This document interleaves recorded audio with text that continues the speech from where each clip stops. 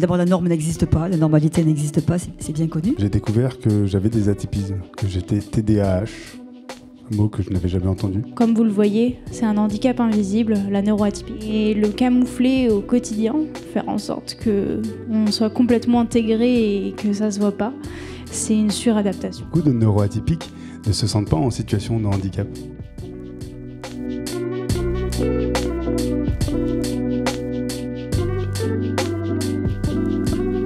Bonjour à toutes et tous. Vous avez accepté de venir écouter une séance dont le titre est « Mon profil est atypique, virgule, une chance, point d'exclamation ». Tout est important. Le point d'exclamation surtout, vous l'avez compris, ce n'est pas un point d'interrogation. Quel profit on peut en tirer et comment on peut travailler avec. Sur le plateau, je vais vous présenter tout d'abord rapidement les 5 personnes qui ont eu la gentillesse de venir nous donner leurs propres idées, leur parcours. Laetitia Labourdette, qui est chef des opérations chez Computa Center, qui a un stand d'ailleurs dans le hall. Henri de Capelle, alors j'ai sauté parce que sur ma liste, vous êtes juste après. Henri de Capelle, qui est chef d'entreprise, créateur de start-up et qui nous dira spécialement ce que pour lui est l'atypisme. Lucie Copin, qui est cofondatrice de O'Clock, qui est une plateforme dont vous nous direz à quoi elle sert et d'où elle vient. Mara Stob, qui est fondatrice d'Autypic, une plateforme de recrutement. Et Nicolas Haddadi, qui est Cap Emploi, chef à Cap Emploi, chef de projet à Cap Emploi, chef de service à Cap Emploi, dont chacun connaît peut-être ce que c'est, mais dont chacun nous parlera un peu plus, chacun son tour. Donc je vais vous dire que ce qui nous intéresse aujourd'hui, c'est l'insertion, l'emploi, le retour à l'emploi. Alors pour ce qui me concerne, pardon, je ne me suis pas présentée, je m'appelle Michèle Tisser, j'ai un métier qui est avocat et je suis avec grand bonheur la présidente de FACE Héros et de FACE Occitanie, qui sont des structures qui sont mobilisées évidemment sur les champs de la réinsertion, de l'insertion, qui interviennent avec la mêlée, sur le champ du numérique aussi, et dont le quotidien est très, très, très engagé avec les entreprises que nous réunissons et que nous mobilisons. Alors, je vais demander d'abord à Laetitia qu'elle nous décrive ce que fait son entreprise et quel est le rapport avec le sujet. Tout à fait. Donc bonjour à tous tout d'abord. Je suis ravie d'être avec vous aujourd'hui. C'est une première pour moi sur ce JobSeek. Donc je trouve que c'est une excellente initiative et on a la chance de rencontrer beaucoup de personnes. On a échangé longuement tout à l'heure, donc c'est vraiment un plaisir d'être avec vous. Pour ma part, donc Laetitia Labourdette, je suis la responsable des centres de services que nous avons sur Montpellier et Perpignan de Computa Center, donc qui est une boîte anglaise. 20 000 collaborateurs dans le monde entier, présents dans 70 pays. Par contre, pour ma part, je suis essentiellement la responsable donc, de Montpellier et Perpignan, avec 350 personnes aujourd'hui. Donc, que fait Computa Center? Monde de l'informatique, donc on déploie, on installe du matériel, mais la base du métier, en tout cas sur Montpellier, c'est essentiellement les centres de services, donc le support aux utilisateurs. Dès qu'une société a des problèmes informatiques ou des dysfonctionnements, ils font appel à Computa Center. On règle par téléphone, chat, mail leurs problématiques en direct. L'avantage aujourd'hui sur ce parcours atypique, on va dire, pour Computa Center, pourquoi on nous a mis dans cette table ronde, c'est parce que d'habitude sur les CV, on attend toujours des compétences, de fortes compétences. Chez Computa Center, on pourrait se passer de vos CV, juste en entretien, en fait. On mise tout sur les soft skills. C'est-à-dire que chez Computa Center, on n'a pas besoin d'avoir de diplôme en informatique. On va mettre en place ce qu'il faut pour vous accompagner à acquérir tout le côté professionnel et technique. Donc, on a vraiment des gens qui arrivent de reconversion. On travaille essentiellement avec Pôle emploi qui va nous fournir des CV parce qu'on est obligé de travailler quand même avec des personnalités. Mais derrière, on a des sessions de recrutement. Et on va plutôt miser sur le soft skill, avoir de bonnes compétences sur le technique. Ça arrivera en deuxième position. Nous, on regarde vraiment la personne, son dynamisme, sa motivation et surtout son implication. Le programme de formation qui est mis chez Computa Center et qui va permettre du coup aux gens de se développer techniquement, il est prévu sur 12 semaines. Et nous sommes notre propre organisme de formation. Tout à l'heure, on verra qu'il y a différents cheminements. Mais en tout cas, Computa Center, on a notre propre organisme de formation. On est certifié Calliope. Et on donne aux gens la capacité de monter en compétences techniques. Donc l'avantage, comme vous l'avez compris, c'est vraiment d'avoir des profils atypiques. Donc si vous pensez que vous êtes atypique, que vous ne rentrez pas forcément dans les codes de ce qu'on attend aujourd'hui, Computa Center vous donne vraiment la bienvenue parce que vous êtes fait pour travailler chez nous. D'accord ? On a des gens avec des handicaps. On le verra aussi tout à l'heure avec les autres intervenants. Mais on a aussi des personnes de diversité culturelle très diversifiée. On a également des personnes issues de la communauté LGBT+. Donc, on a vraiment une population qui fait la richesse de Computa Center. Donc, si jamais vous êtes intéressé, n'hésitez pas à nous donner votre CV ou à prendre contact avec nous. On sera ravis de vous accueillir dans nos locaux. Et on est situé à Pérols. Voilà. Donc, c'était un petit peu près ce que moi j'avais à vous dire sur cette partie de diversité. Merci Laetitia. Merci. Donc, vous l'avez compris, on ne parle pas forcément de diversité, de handicap, mais atypisme, c'est un mot un petit peu chapeau qui tente à laisser penser que tout le monde est pareil, même si parfois, pour des raisons visibles ou invisibles, déjà étiqueté ou pas, j'aime pas ce mot délibérément parce que parfois on se sent étiqueté, on est mis dans une case particulière. En fait, non. On peut être... D'abord, la norme n'existe pas, la normalité n'existe pas, c'est bien connu, mais on peut se sentir différent ou bien, effectivement, apparaître différent. Pour autant, tous les profils ont vocation à pouvoir être à la fois formés, insérés, accéder à un emploi et se trouver, comme on le dira ensuite, dans un parcours qui le satisfasse. Ou satisfait d'être plus français. Lucie. Oui, merci. Alors moi, je m'appelle Lucie Copin. Personnellement, il y a beaucoup de choses qui m'intéressaient, mais je me suis formée à l'informatique. J'ai été développeuse pendant un premier morceau de vie. Je suis devenue formatrice et il y a 7 ans maintenant, j'ai cofondé avec des associés l'école Au Cloc. L'école Au Cloc, on est présent aussi dans le hall si vous voulez aller nous rencontrer tout à l'heure. L'école Au Cloc, c'est un organisme de formation, plutôt pour les adultes, qui forme au métier de la tech. Et notre spécificité, c'est de former 100% en téléprésentiel. Donc c'est en ligne, mais en direct.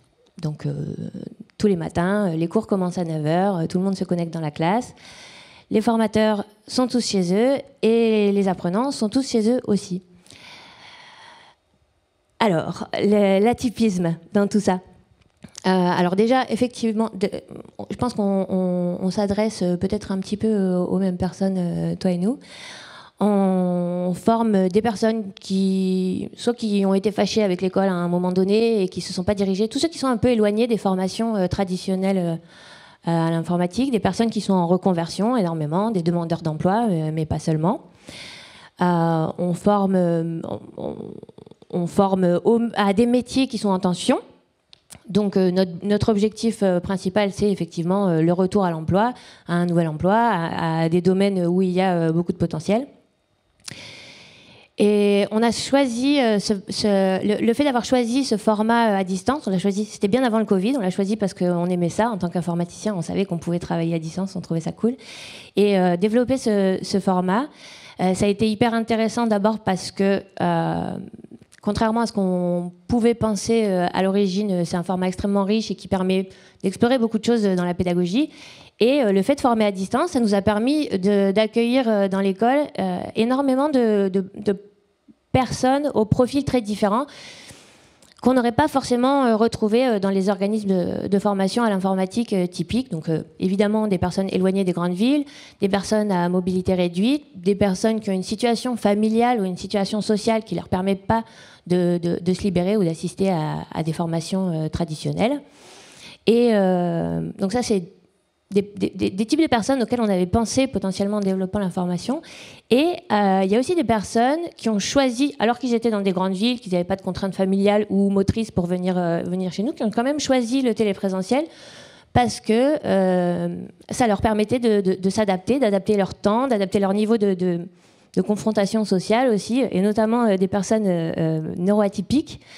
Se sont retrouvés aussi, ont trouvé dans le colloque un lieu où se former ou apprendre un nouveau métier dans des conditions intéressantes qui permettent un peu d'être soi-même. Accessoirement, on est aussi une entreprise 100% en télétravail, et ça c'est toute une aventure aussi. Ça nous a permis de découvrir des façons de collaborer, de créer des liens à distance, mais des liens qui sont très forts aussi. Et au sein de l'équipe, je pense qu'on est un bon paquet à explorer aussi cet espace pour adapter notre environnement de travail à nos fonctionnements un petit peu particuliers. C'est un autre axe sur lequel on est un peu atypique. Voilà. Merci beaucoup, Lucie. Henri, une vision différente. Merci, Lucie. Henri de Capelle. Moi, je suis. Différent. Pardon ? Un témoignage différent. Henri de Capelle, moi je suis entrepreneur dans l'innovation. J'ai commencé ma carrière dans les grands groupes technologiques, Apple, General Electric à l'international. Et après j'ai créé mes propres boîtes dans le numérique, dans la robotique. Et en fait il y a un an, par un concours de circonstances assez incroyable, j'ai découvert que j'avais des atypismes, que j'étais TDAH, un mot que je n'avais jamais entendu, que j'étais neuroatypique, que j'étais hypersensible. Enfin bref, tout un tas d'étiquettes que je ne comprenais pas vraiment. Et moi, ce que j'entendais avant, quand j'étais enfant, ou dans ma période scolaire, c'est que j'étais distrait. Je n'étais pas à l'écoute, je n'étais pas concentré. J'étais très émotif. Enfin voilà, tout un tas de qualificatifs que j'ai découverts, finalement, n'étaient qu'un masque pour masquer des atypismes. Donc moi, je suis là pour parler de l'atypisme et de comment... depuis un an, j'ai démarré une formation de coach d'entrepreneurs pour aider les entrepreneurs atypiques à arrêter de se suradapter parce que c'est épuisant, que finalement être soi-même c'est libérateur. Et voilà pourquoi je suis là aujourd'hui. Merci, mais quel est votre rôle ou quel sera votre rôle aux côtés des accompagnés ? Je pense que mon rôle il est déjà de leur faire prendre conscience que l'atypisme n'est pas une tare ou n'est pas un problème, c'est juste un fonctionnement différent. Ce fonctionnement étant différent, notamment par rapport à ce qu'on a dit ce matin, l'IA arrive et elle arrive au galop, et ben c'est justement nos comportements différents, individuels, qui qu'on soit TDAH ou pas, qui, à mon sens, fera la différence demain. Et donc, tant qu'à faire, moi, j'ai découvert à 45 ans mes atypismes. Je voudrais aider les jeunes et les moins jeunes à comprendre ces atypismes, à mieux les mettre des mots dessus, à mieux les gérer pour leur permettre de développer leur vie tout en restant alignés avec eux-mêmes, avec leurs souhaits, avec ce qu'ils veulent, sans se suradapter. Merci. Mara, à vous. Bonjour. Donc Mara Staub, j'ai 25 ans et à 21 ans, j'ai été diagnostiquée sur le spectre autistique. Donc le spectre autistique, ça fait aussi partie des neuroatypies avec le TDAH et tous les troubles 10. Et comme vous le voyez, c'est un handicap invisible, la neuroatypie. Et le camoufler au quotidien, faire en sorte qu'on soit complètement intégré et que ça ne se voit pas, c'est une suradaptation, effectivement, qui a un coût, un vrai coût. Et dans le monde de l'emploi, je l'ai vécu, mais j'ai surtout vu ça chez beaucoup de mes camarades, notamment autistes. Le schéma classique, c'est arriver à obtenir un emploi parce qu'on camoufle complètement sa neuroatypie, mais du coup, fonctionner constamment sur des réserves et faire un burn-out au bout de quelques mois. Donc, je suis devenue entrepreneuse et j'ai fondé Autypique, qui est une plateforme de recrutement qui réunit ces neuroatypiques avec les entreprises inclusives qui ont réellement envie d'apporter de la neurodiversité dans leurs équipes. Et donc Autypique, c'est deux piliers. Le pilier digital déjà, parce que on est une équipe de concernés, mais aussi de designers. Donc on fait de l'innovation digitale pour pouvoir casser les codes du recrutement classique et puis pouvoir lever les freins que les neuroatypiques typiques rencontrent face à l'emploi. Un des gros freins, c'est de ne pas pouvoir exprimer qui on est réellement. Donc en fait, ça veut dire son fonctionnement neuroatypique et donc ses besoins qui en découlent. Dans des petites choses qui peuvent paraître du détail pour tout le monde, comme des aussi gros besoins d'aménagement qui font qu'on va pouvoir fonctionner en étant le plus épanoui possible dans une entreprise. Parce que, en fait, je sais pas vous, mais moi, j'ai jamais pu dire ce dont j'avais vraiment besoin en recrutement, en entretien d'embauche. Voilà, on ne dit pas ce genre de choses.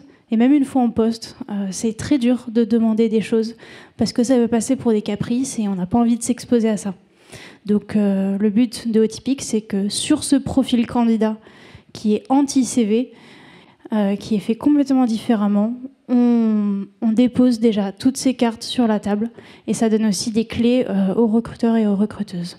Et le deuxième pilier de Otypique, parce que on ne peut pas faire que avec du digital, c'est de la formation pour les entreprises, pour les aider à mieux comprendre ce qu'est l'autisme, le TDAH, les 10, comment l'appliquer en environnement de travail et aussi au recrutement. Donc on forme à la fois tous les employés sur la partie plutôt théorique pour aussi casser des stéréotypes qu'on a, notamment en France.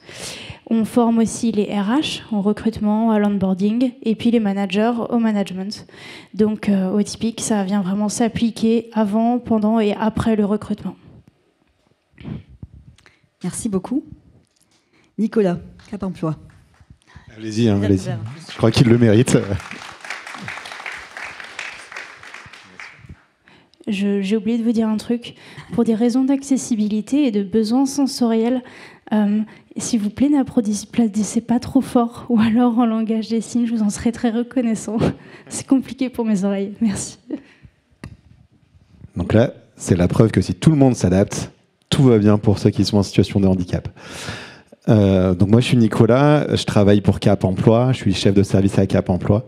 Cap Emploi, c'est une structure qui aide à l'insertion des personnes en situation de handicap et qui aide les entreprises à intégrer des personnes en situation de handicap dans leurs entreprises.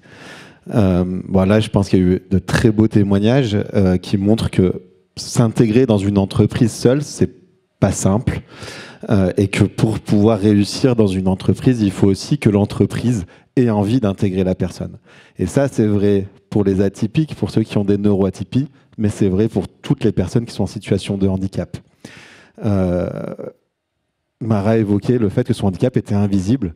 Eh ben, sachez que 80% des personnes qui sont en situation de handicap, leur handicap est invisible. À partir de là, vous pouvez partir du principe que la très grande majorité des gens qui ont un handicap le cachent, qui sont en situation de handicap le cachent, et que du coup, elles peuvent être en souffrance sur leur poste de travail. Donc, il faut faire du coup, faut déjà être capable de se rendre compte, est-ce que la personne est en souffrance ou non, et quand on s'en rend compte, travailler pour que la personne puisse aménager ou pour qu'on puisse aménager le poste de travail pour que la situation corresponde à la personne. Les deux témoignages qui m'ont précédé ont évoqué le fait qu'ils devaient se suradapter. C'est ça qui ne va pas. Ce n'est pas à eux de se suradapter. C'est simplement à l'environnement d'adapter la situation pour qu'eux ne soient plus en situation de handicap. Il y a eu l'exemple tout à l'heure de l'école.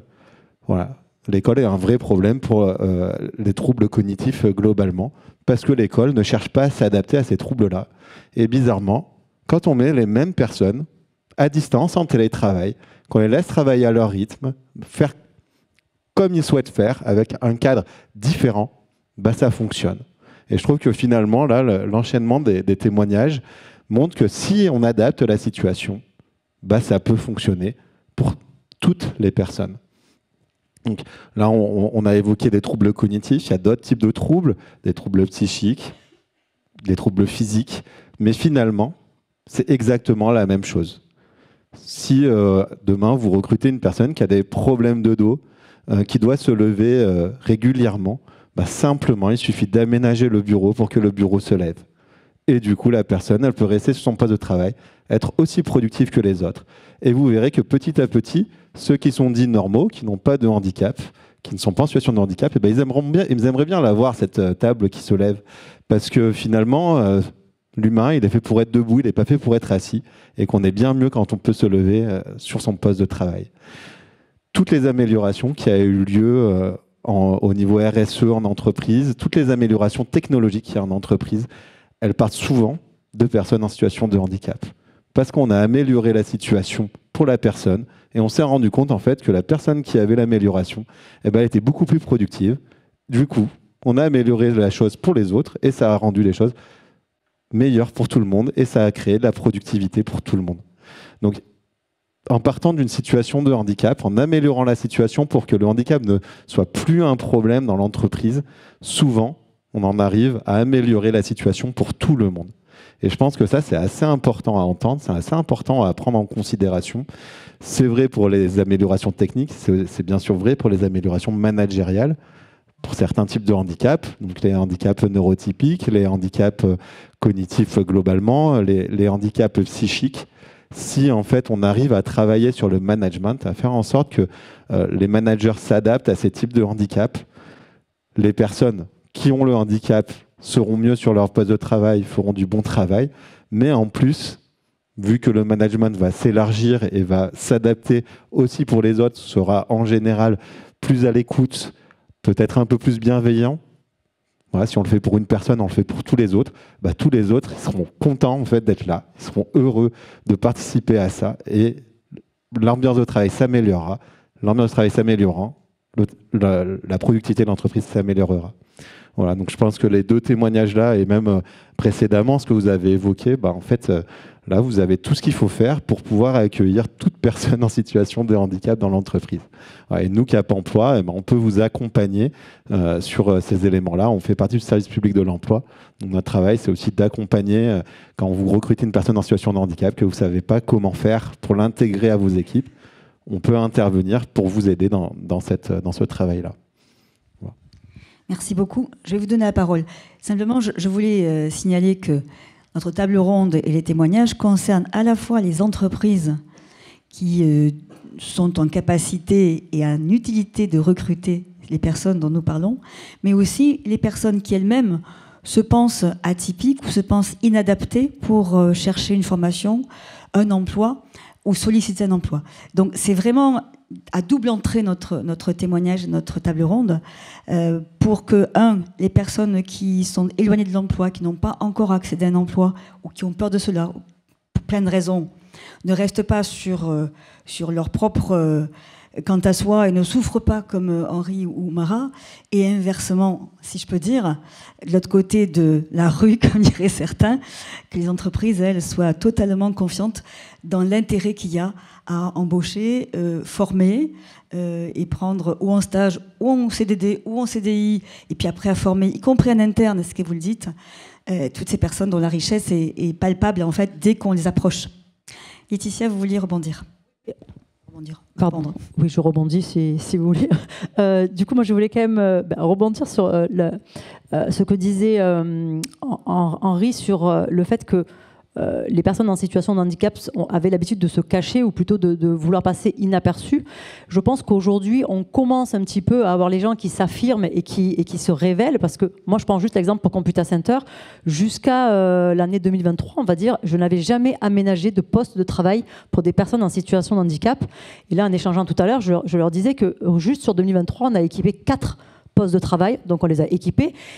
Mais aussi, il faut savoir qu'il y a des aides pour les entreprises, donc on bénéficie d'aides pour adapter le poste de travail. Et en effet, je crois que instaurer un climat où il fait bon vivre et être bien, que ce soit des personnes à mobilité réduite ou pas, c'est très important pour l'employeur. De toute façon, ça va se répercuter, comme le disait Nicolas, sur la productivité de l'entreprise. Donc je crois qu'on a tout intérêt aujourd'hui à ce que les personnes en situation de handicap se manifestent. Il n'y a pas de honte ou à le cacher, ça fait partie, voilà, mais c'est encore une fois, c'est difficile aussi des fois de passer ce cap-là. Et à l'employeur après, de prendre aussi les dispositions nécessaires pour créer justement cette ambiance de travail qui va être adéquate pour la personne. Voilà.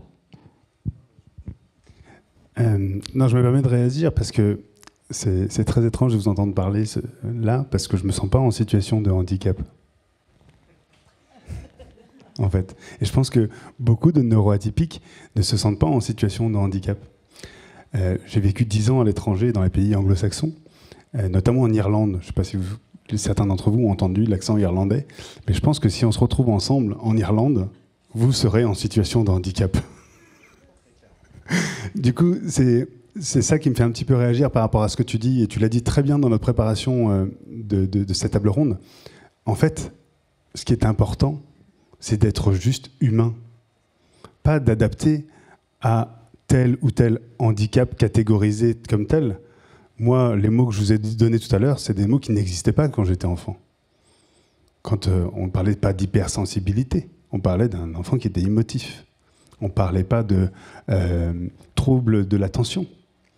On parlait d'un enfant qui était hyperactif, bêtisard, vous voyez, qui avait énormément d'énergie, qu'il fallait faire courir, qu'il fallait parfois casser.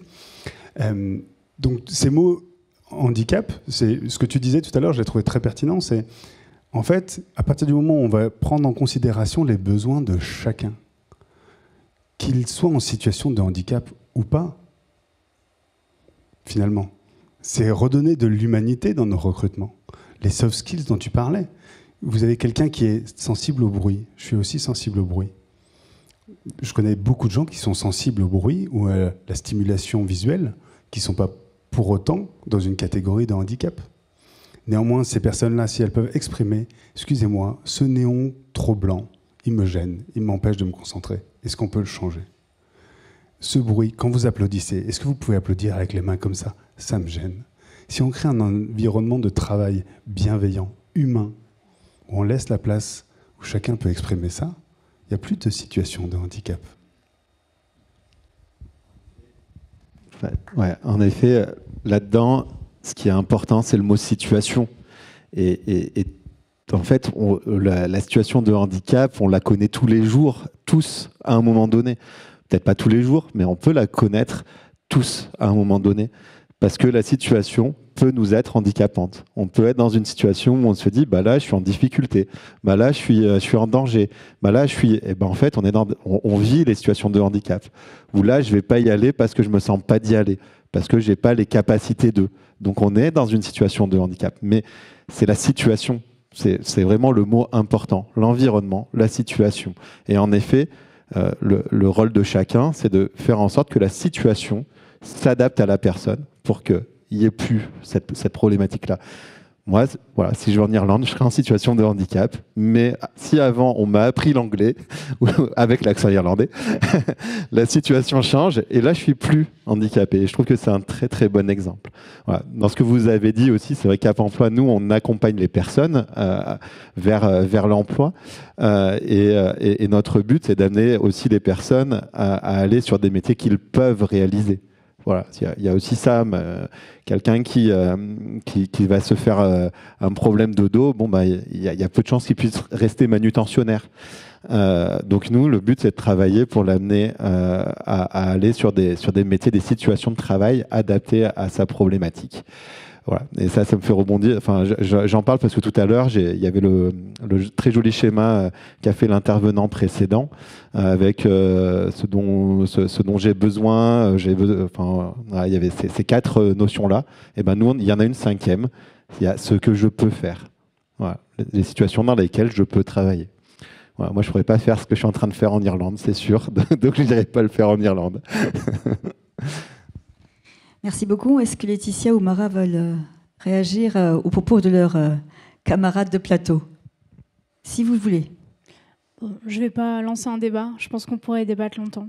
Mais c'est intéressant ce que tu dis, que tu ne te sens pas en situation de handicap.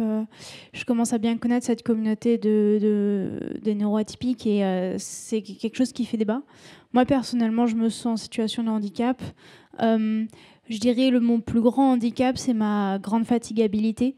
Et là, c'est même plus qu'une question de situation, en fait. Enfin, même dans l'environnement, le plus safe pour moi, le plus respectueux pour moi. De toutes les manières, mes batteries, c'est l'équivalent d'une batterie d'un vieil iPhone, quoi. Faut le charger 4 fois par jour. C'est relou. Et quand on monte une boîte, je suis désolée, c'est handicapant de ne pas pouvoir travailler comme un bulldozer, comme la plupart des entrepreneurs et des entrepreneuses. Donc, je suis d'accord qu'il faut qu'on atteigne cet idéal où on a tous et toutes nos spécificités et que du coup, dans un idéal de, je pense, dans pas mal d'années, mais quand même, on pourra atteindre un moment où on aura moins ces notions de handicap, mais du coup aussi de valide de l'autre côté, et donc de système validiste. Mais en attendant, reconnaître quand même des personnes qui sont handicapées ou en situation de handicap, parce que ça aussi c'est un débat, c'est aussi entendre des vraies difficultés que des personnes du coup dites valides ne peuvent même pas comprendre. Donc voilà, je remets ça sur le débat, mais on va peut-être pas... Voilà. Petite Laetitia. Oui, merci beaucoup. Lucie, pardon. Il y a énormément de choses sur lesquelles réagir, j'essaye de choisir. Il y a quelque chose autour de la communication, justement, de l'échange qui est nécessaire pour trouver une façon de travailler ensemble. Et il y a un enjeu aussi autour des moyens finis, parce qu'une entreprise, elle n'embauche pas des gens pour leur faire plaisir, elle embauche des gens pour produire des trucs ou vendre des trucs. Et à un moment donné, il y a une notion de moyens, de marge, économique. Dans la formation, on est un organisme de formation qui fonctionne dans l'économie aussi, donc on a des notions économiques. C'est pas la productivité, mais par contre, on veut que nos apprenants sortent de la formation en ayant acquis des compétences, en étant en capacité d'aller chercher un emploi. Donc il y a aussi une notion de la chose qui peut se produire. Et du coup, c'est vrai que en tant que... Quand on se considère comme atypique, qu'on soit porteur d'un handicap, porteur de culturellement différent, issu d'une communauté ou d'une autre, on y met un peu le sens qui s'applique à nous. Mais déjà, il y a un réflexe, je pense que vous l'avez évoqué en transparence un peu chacun, il y a un réflexe déjà de masquer ou de chercher à s'appliquer à coller à une certaine définition, pas forcément parce que la société est horriblement cadrante, mais parfois juste par réflexe personnel. Le masquage, en fait, on le fait spontanément souvent. Il y a un travail qu'on est obligé de faire personnellement, en tout cas que seule la personne peut faire d'un moment donné, déconstruire un petit peu cette définition-là et accepter de se présenter aussi, de se montrer telle qu'elle est en se disant c'est ok. Et si c'est pas ok, c'est pas parce que moi je suis pas ok, c'est peut-être que la situation dans laquelle j'ai essayé, peut-être c'est quelque chose que je peux pas faire et donc ça me serait pas bénéfique à moi non plus. Donc il y a un truc de communication, à la fois de communiquer plus clairement, d'oser plus, être, etc. Je pense que c'est aussi les entreprises, les organismes de formation, les institutions aussi, à aller poser les questions et à laisser l'espace pour s'exprimer, pour proposer. Pour poser la question, c'est totalement différent si on va dire à quelqu'un êtes-vous porteur de handicap et cochez-vous le RQTH, ou est-ce que vous voulez bien nous parler d'aménagement dont vous pourriez éventuellement avoir besoin? Ça ne pose pas la même réponse.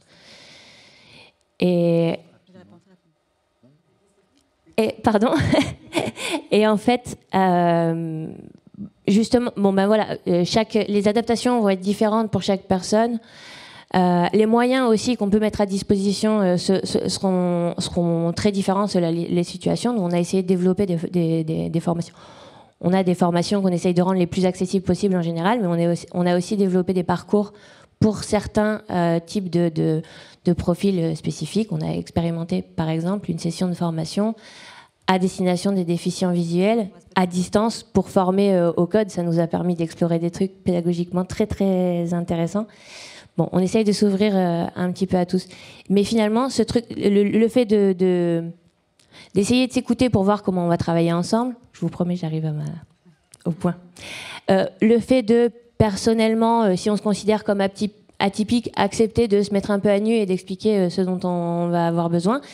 Et toute la réflexion, toute l'adaptation dont il va falloir faire preuve. En fait, en vous écoutant parler, je me suis rendu compte que c'est exactement ce qu'on essaye d'enseigner aux gens à qui on donne des cours, à qui on enseigne les métiers de la tech.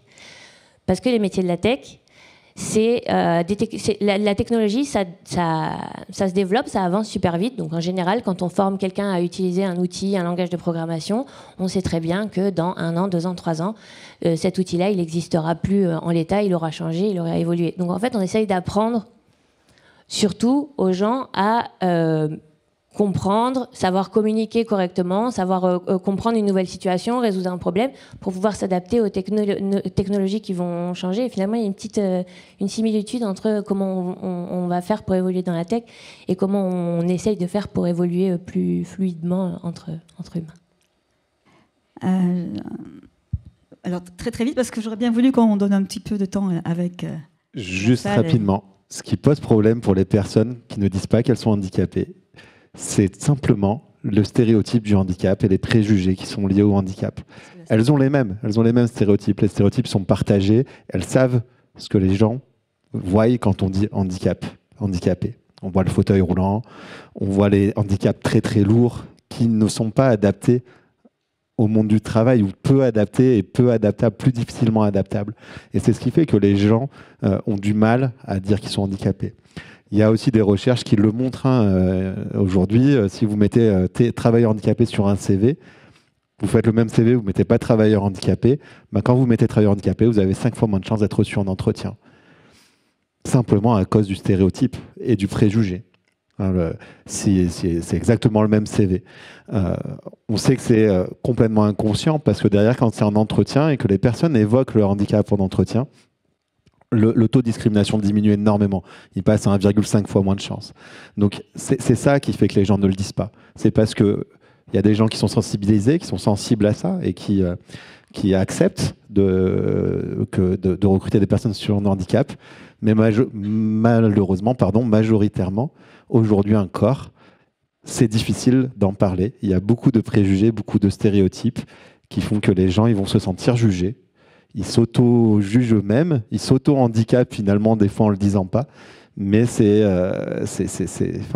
comme ça quand on voit la construction, et quand on voit la construction du mot handicap, quand on voit la construction du domaine du handicap, c'est assez compréhensible. Voilà. Merci. Merci à tous.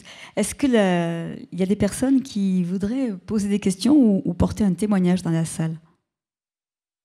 Il y a un micro qui va circuler. Oui. Au fond. Je ne sais pas s'il y a des questions sur le chat. Non. Ça va arriver, ça. Allô, oui. Oui, bonjour. Je me présente, Patrick Nardi. Moi, je suis handicapé, ça ne se voit pas. J'ai une RQTH depuis 15 ans. Je ressemble en définitive plus à un robot qu'à un être humain si on fait un scan, quoique je ne peux plus trop en faire. Moi, je ne l'ai jamais caché. Je l'ai toujours dit ouvertement, voilà, je me suis fait écraser les 2 jambes, j'ai la chance de pouvoir marcher, je ne devrais plus marcher, je suis un super-héros pour mes chirurgiens, mais moi ça ne change pas grand-chose dans ma vie, sauf que j'ai perdu 15 ans. C'est un vrai problème, mais malheureusement c'est comme ça. Moi je ne l'ai jamais caché, j'en connais beaucoup de gens autour de moi qui continuent à le cacher. J'ai créé un site web pour me présenter où je l'ai affiché clairement. Et beaucoup de gens me disent, mais comment tu fais pour en parler aussi ouvertement? Ça m'a semblé toujours logique, personnellement, parce que je ne peux pas arriver dans une entreprise et me dire, je peux tout faire. Et au final, au bout d'1 mois, en ayant souffert un maximum, en ayant supporté le poids, en ayant une fatigue monstrueuse, et faire un burn-out au bout d'1 mois. Non, ça, c'est pas possible. Je ne suis pas dans cette logique-là. Donc, je l'ai toujours exprimé. Et ce n'est pas forcément évident parce que, comme vous dites, la notion de handicap, c'est fauteuil roulant. Moi, je ne l'ai pas. Et pourtant, je suis peut-être plus handicapé que quelqu'un qui est sur fauteuil roulant. Mais voilà, ça ne se voit pas. Donc, si j'ai un conseil à donner, n'hésitez pas à en parler parce que de toute manière, ça vous retombera dessus dans tous les cas, si vous ne le faites pas.